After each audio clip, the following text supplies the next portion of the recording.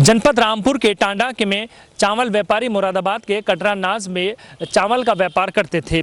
चावल व्यापारी का एक पुत्र है जिसके दिमाग में ये खुराफात सूची कि गर्लफ्रेंड को गिफ्ट दिलाना है। ऐसे में पैसे की तंगी थी तो अपनी दुकान में ही चोरी की घटना को अंजाम दे दिया। पुलिस के पास ये सूचना दी गई कि मैं रास्ते से जा रहा था और मुझे नशे की चीज़ सुंघाकर मेरे पास से 3 लाख रुपए लूट लिए गए, जिसके बाद पुलिस के सामने एक बड़ी समस्या खड़ी हो गई। पुलिस ने जांच पड़ताल शुरू की तो पता लगा कि युवक ने ही अपनी दुकान में लूट की घटना को अंजाम दिया था। गर्लफ्रेंड को गिफ्ट दिलाने के लिए युवक ने ये सारी रणनीति तैयार की थी। बहरहाल पुलिस ने युवक को गिरफ्तार कर लूटा हुआ माल भी बरामद कर लिया है और साथ ही अब युवक को जेल भेजने की तैयारी भी की जा रही है। मुरादाबाद मध्य प्रदेश में रहने वाली अपनी प्रेमिका से मिलने जाने के लिए चावल व्यापारी ने झूठी लूट की स्क्रिप्ट लिखी थी। मुगलपुरा थाना पुलिस ने 36 घंटे के अंदर चावल व्यापारी के साथ हुई इस लूट की घटना से पर्दा उठा दिया है। लूट की झूठी साजिश रचने के आरोप में पुलिस ने चावल व्यापारी को गिरफ्तार कर लिया है। मुगलपुरा थाने में प्रेस वार्ता के दौरान चावल व्यापारी के साथ हुई लूट की घटना का खुलासा करते हुए एसपी सिटी अमित कुमार आनंद ने बताया कि लूट की झूठी साजिश रचने के आरोप में रामपुर जनपद के टांडा थाना क्षेत्र के मोहल्ला नीम निवासी चावल व्यापारी शुएब पुत्र हाजी उमर को कटघर थाना क्षेत्र पीतल नगरी बस अड्डे से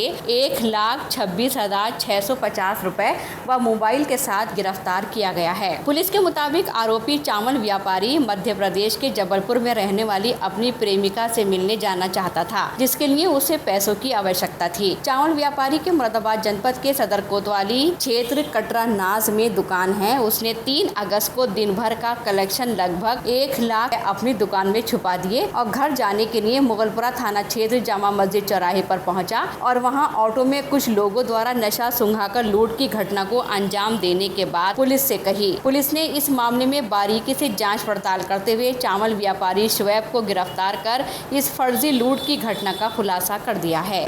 ये 3 तारीख को रामपुर टांडा के चावल व्यापारी है जिनकी दुकान ये कटरा नाज मुरादाबाद में है। उन्होंने मुकदमा लिखवाया था कि अज्ञात लोगों ने उन्हें जो ऑटो रिक्शा में बैठे थे इनको नशीला पदार्थ सूंघा के बेहोश कर दिया था और उनके पास जो 3 लाख रुपए थे वो लेकर फरार हो गए। ये आज इन्हीं की गिरफ्तारी की गई है। इन्होंने पूछताछ में बताया है कि ये जो उन्होंने घटना लिखाई थी वो झूठी थी। ये पूरा जो इन्होंने घटनाक्रम किया, इनकी एक जो गर्लफ्रेंड है जबलपुर में रहती है, उनसे मिलने के लिए उन्होंने ये पूरा घटनाक्रम रचा था।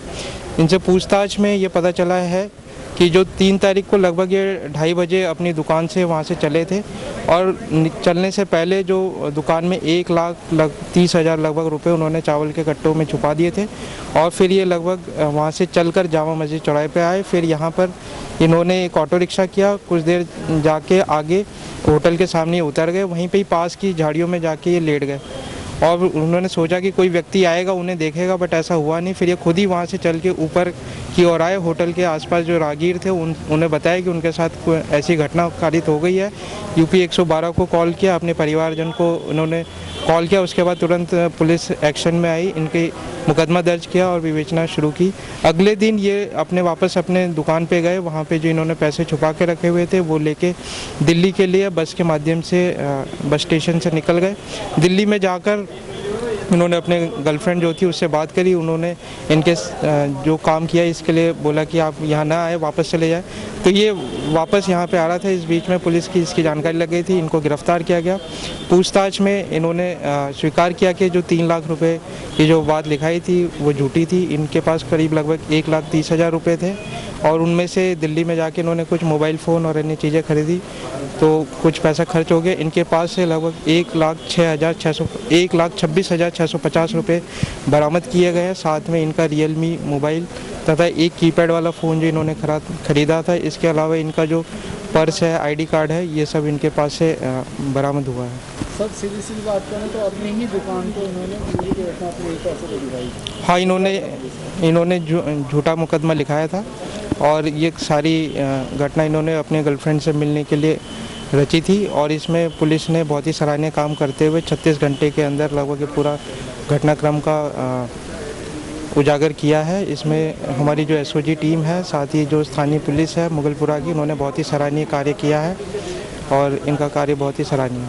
क्या कार्रवाई की जाएगी? इनके ऊपर सुसंगत धाराओं में मुकदमा पंजीकृत कर जेल भेजने की कार्रवाई की जा रही है। सर कोई इनाम की घोषणा करी है पुलिस ने इनके लिए?